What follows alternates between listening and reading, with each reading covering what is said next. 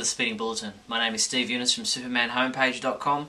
This is all the Superman related news that happened during the week, June 29th to July 5th, 2012. In movie news, Comic-Con International takes place at the San Diego Convention Center across July 12 to 15, and Warner Brothers will be showcasing the upcoming Man of Steel movie on Saturday, July 14th from 2:30 p.m. to 5 p.m. Warner Brothers Pictures and Legendary Pictures will preview their upcoming films, starting with Pacific Rim, followed by Man of Steel, and then concluding with The Hobbit: An Unexpected Journey. The Superman homepage will have reporters covering the events for us. In TV news, Cartoon Network revealed its TV schedule for July 2012, with Young Justice continuing its US summer break, with repeat episodes airing for the next 5 weeks. On June 1st, Dean Cain participated in a panel at the Wizard World Philadelphia Comic-Con to discuss his role as Clark Kent and Superman on the Lois and Clark TV series. He also discussed his auditioning process, what would have happened in Season 5, his appearance on Smallville, and a lot more. You can check the full video out at the website now via YouTube.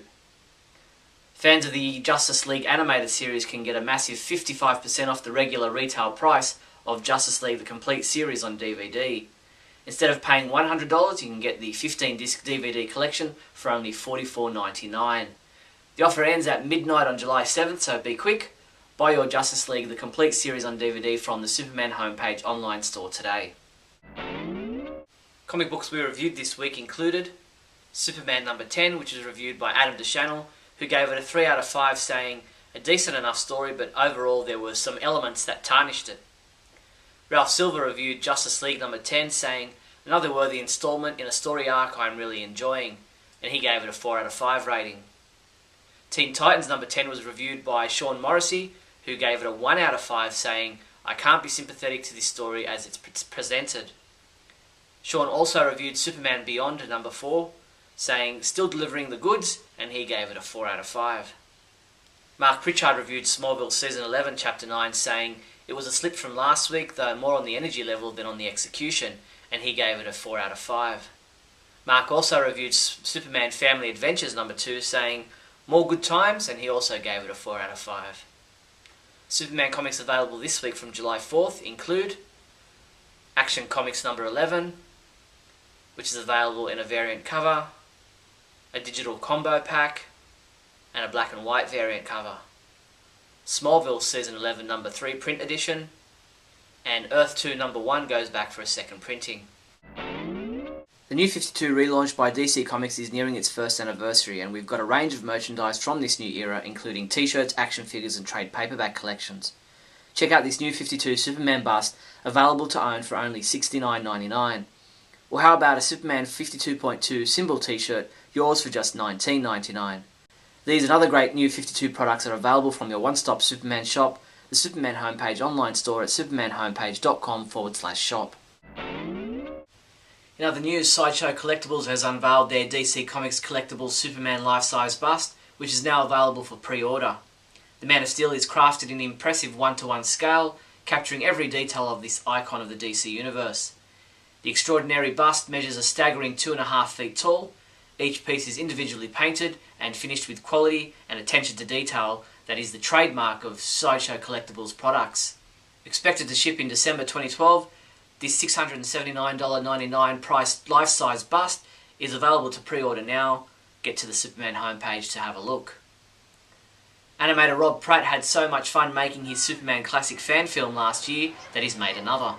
This one is titled Bizarro Classic, and it's available in old school stereo 3D, so put on your red and blue glasses and we'll have a look at Rob Pratt's follow-up to Superman Classic, a traditionally animated Superman fan film that celebrates Superman through the ages.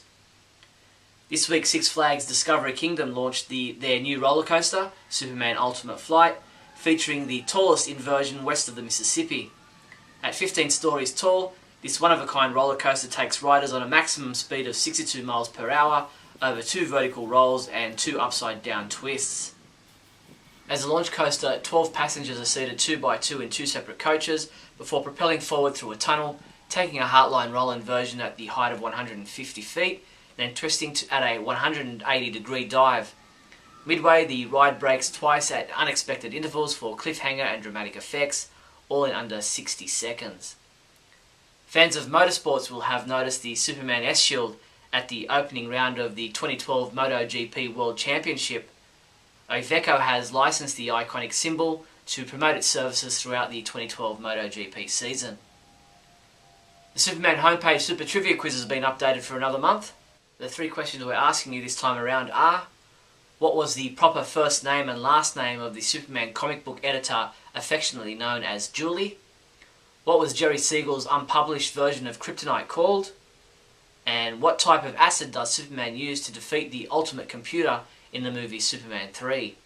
If you think you know the answer to all 3 questions, come by the site now to submit your entry. That's all the Superman news there was for the week June 29th, July 5th. I'm Steve Younis from SupermanHomepage.com. Great Scott! Great Scott! Great Scott!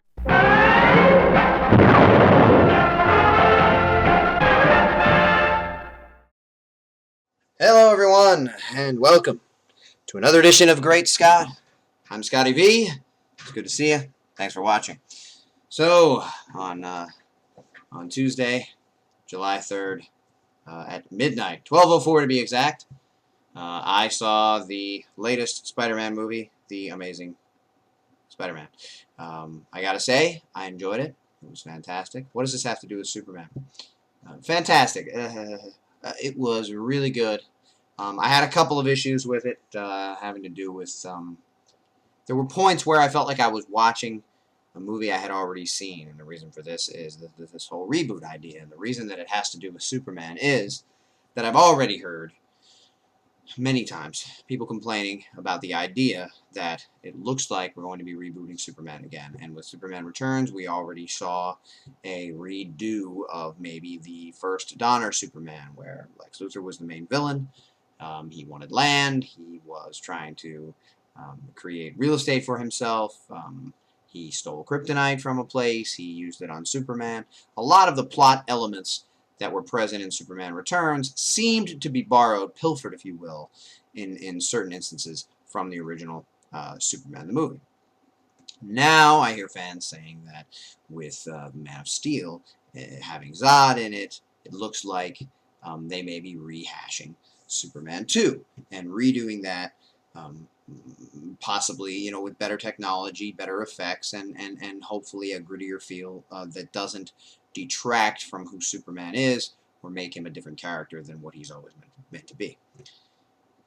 All could be good things. Now, nobody wants to see an over and over again rehash of the same material, and the reason that I bring up Spider-Man and the reason that I say I enjoyed it, but I still had a sense of, haven't I already seen this before, is that it really had a lot more reboot material, origin material than I thought it would. I knew we were going to kind of re-see some of these things, but we didn't just re-see them like in flashback or in small bits. It really was, for an hour or the first half of the movie, us re-meeting Peter Parker, re-seeing how he becomes Spider-Man, you know, re-seeing his whole thing with Uncle Ben, and a number of things, Flash Thompson, which I enjoyed, and I enjoyed the method in which they were shown, and in a lot of cases it was different than we've seen before.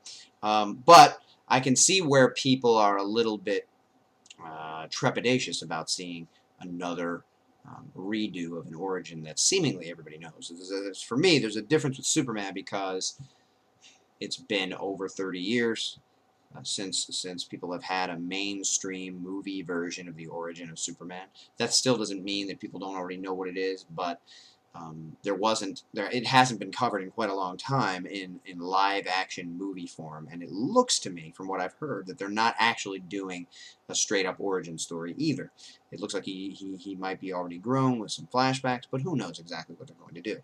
And it's not, for me, I don't think it's going to be as hard to take as Spider-Man, because it hasn't been as long since we saw the origin story with Tobey Maguire 10 years ago.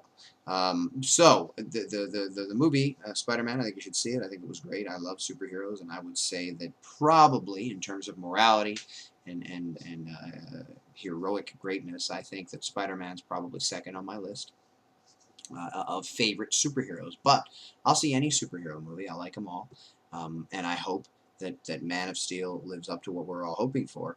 And in seeing The Amazing Spider-Man, even though it kind of is a reboot and maybe they use some of the same material that might turn some people off, again, just like with Avengers, just like with Iron Man, just like with all these modern superhero movies that are being made so well, being taken so seriously, and doing so well, I am heartened, because I feel like if they can all do it, there's no reason why the greatest superhero of all time, and definitely the #1 guy in the DC arsenal, not according to the creators who all love Batman, but the one everybody knows, the one everybody's always loved, the guy who inspires everybody else, Superman, can't also have a great re-debut, as they say. So let's look forward to that. Check out Spider-Man. Check out every superhero movie. Keep checking them out, because we want to see, Superman or not, more superhero movies. We want this to keep going. People have talked about, is the age of superhero movies over? Is it dwindling? I don't think so, based on the success of Avengers. And it looks like Spidey's going to do pretty decent numbers as well. Thanks for watching, everybody, and remember, with great power comes great responsibility.